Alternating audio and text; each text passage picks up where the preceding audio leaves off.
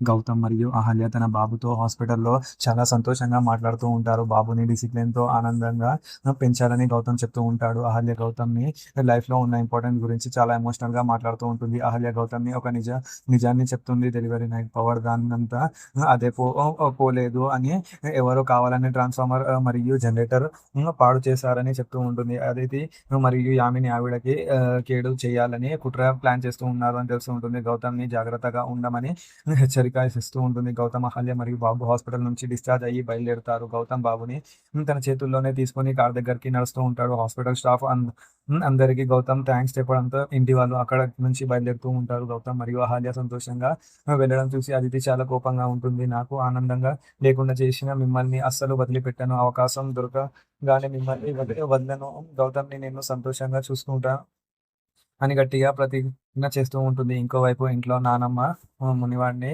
కోసం చాలా మొక్కులు మొక్కుకొని గుళ్ళకి తిరిగి పసుపు నీళ్లు చల్లి వెల్కమ్ చెప్తూ ఉంటుంది. ఇంట్లో వారసుడు వచ్చాడు అని చాలా ప్రౌడ్‌గా సంతోషపడుతూ ఉంటుంది. మరి నెక్స్ట్ ఏం జరుగుతుందో చూద్దాం.